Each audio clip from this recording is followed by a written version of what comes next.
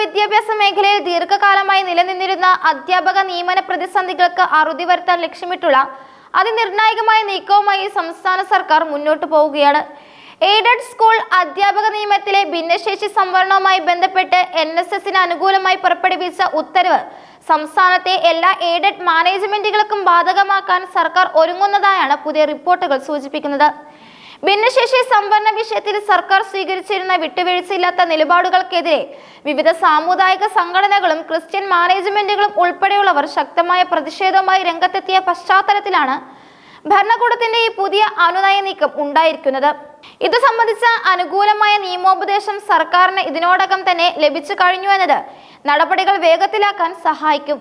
അധ്യാപക നിയമനങ്ങളിൽ ഭിന്നശേഷി സംവരണം നടപ്പിലാക്കുന്നതിലെ പ്രായോഗിക ബുദ്ധിമുട്ടുകളും മാനേജ്മെന്റുകളുടെ അവകാശങ്ങളും തമ്മിലുള്ള തർക്കം രൂക്ഷമായ സാഹചര്യത്തിൽ സഭകളുടെയും മറ്റ് പ്രബല മാനേജ്മെന്റുകളുടെയും രോക്ഷം തണുപ്പിക്കുക എന്ന ലക്ഷ്യവും ഈ നീക്കത്തിന് പിന്നിലുണ്ട്.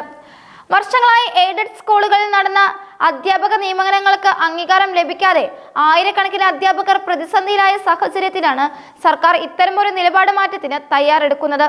1996 മുതൽ നടപ്പിലാക്കേണ്ടിയിരുന്ന ഭിന്നശേഷി സംവരണം മുൻകാല പ്രാബല്യത്തോടെ നടപ്പിലാക്കണമെന്ന കോടതി ഉത്തരവുകളെ തുടർന്നാണ് മാനേജ്മെന്റുകളും സർക്കാരും തമ്മിലുള്ള നിയമയുദ്ധം ആരംഭിച്ചത്. ബാക്ക്ലോഗ് തസ്തികകൾ നികത്താതെ പുതിയ നിയമനങ്ങൾക്ക് അംഗീകാരം നൽകില്ലെന്ന കർശന നിലപാടിലായിരുന്നു വിദ്യാഭ്യാസ വകുപ്പ്.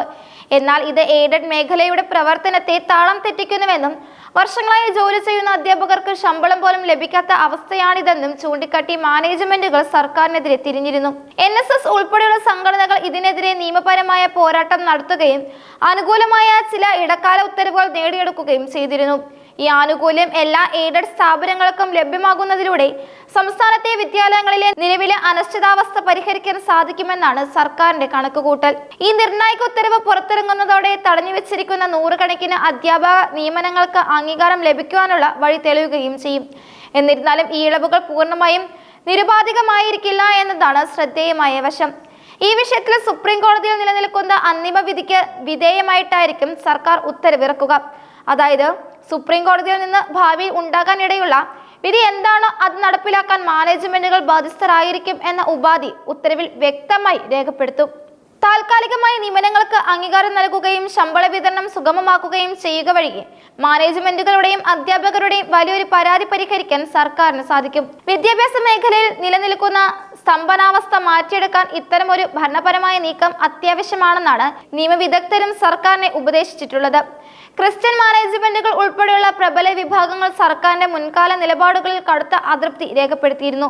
പലപ്പോഴും രാഷ്ട്രീയമായ മാനങ്ങൾ കൂടി കൈവന്ന ഈ വിഷയത്തിൽ പ്രതിപക്ഷ സംഘടനകളും മാനേജ്മെന്റുകൾക്ക് പിന്തുണയുമായി എത്തിയതോടെ സർക്കാർ പ്രതിരോധത്തിലായി. എയ്ഡഡ് മേഖലയിലെ നിയമാധികാരം മാനേജ്മെന്റുകളിൽ നിഷ്പക്ഷമാണെന്നതും എന്നാൽ സംവരണ കാര്യത്തിൽ സർക്കാർ അനാവശ്യമായ സമ്മർദ്ദം ചെലുത്തിയിരുന്നു എന്നുമായിരുന്നു അവരുടെ പ്രധാന ആക്ഷേപം. എന്നാൽ ഭിന്നശേഷിക്കാരുടെ അവകാശങ്ങൾ സംരക്ഷിക്കേണ്ടത് ഭരണഘടനാപരമായ ഉത്തരവാദിത്തമാണെന്ന് വാദിച്ച സർക്കാർ ഒടുവിൽ പ്രായോഗിക രാഷ്ട്രീയവും നിയമപരമായ വശങ്ങളും പരിഗണിച്ച് വിട്ടുവീഴ്ചയ്ക്ക് തയ്യാറാവുകയായിരുന്നു. NSSന് ലഭിച്ച അതേ പരിഗണന തങ്ങൾക്കും വേണമെന്ന മറ്റ് മാനേജ്മെന്റുകൾ നിരന്തരം ആവശ്യപ്പെട്ടുകൊണ്ടിരിക്കുക ആയിരുന്നു. ഈ ആവശ്യം അംഗീകരിക്കുന്നതിലൂടെ ഒരു വലിയ വിഭാഗം സമുദായ സംഘടനകളെ ഒപ്പം നിർത്താൻ സർക്കാരിന് സാധിക്കും.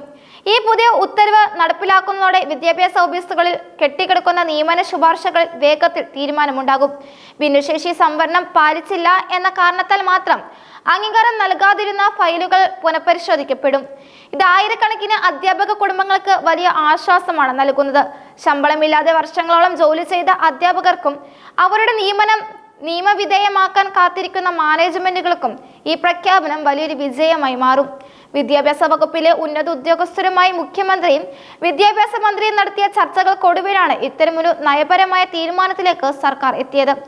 വരാനിരിക്കുന്ന തെരഞ്ഞെടുപ്പുകളും സമുദായ സമവാക്യങ്ങളും ഈ തീരുമാനത്തെ സ്വാധീനിച്ചിട്ടുണ്ടെന്ന വിലയിരുത്തലുകളും രാഷ്ട്രീയ കേന്ദ്രങ്ങളിൽ നിന്നുണ്ട്.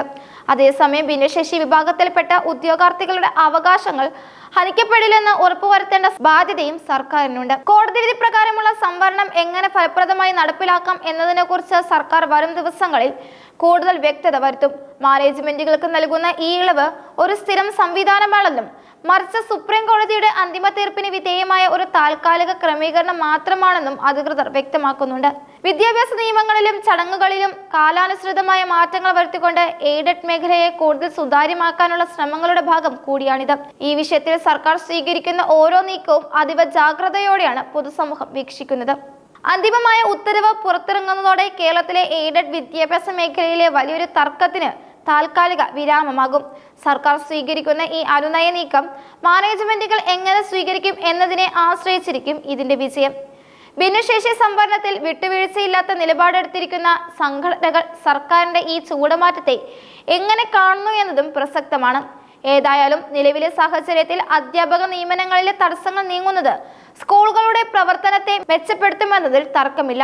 നിയമപരമായ കുരുക്കുകൾ അഴിച്ചുകൊണ്ട് ഭരണപരമായ കാര്യക്ഷമത വർദ്ധിപ്പിക്കാനുള്ള ഈ ശ്രമം വിദ്യാഭ്യാസ രംഗത്ത് വലിയ മാറ്റങ്ങൾക്ക് തുടക്കമിടും. വരും ദിവസങ്ങളിൽ തന്നെ ഇത് സംബന്ധിച്ച ഔദ്യോഗിക വിജ്ഞാപനം വിദ്യാഭ്യാസ വകുപ്പിൽ നിന്ന് ഉണ്ടാകുമെന്നാണ് പ്രതീക്ഷിക്കുന്നത്.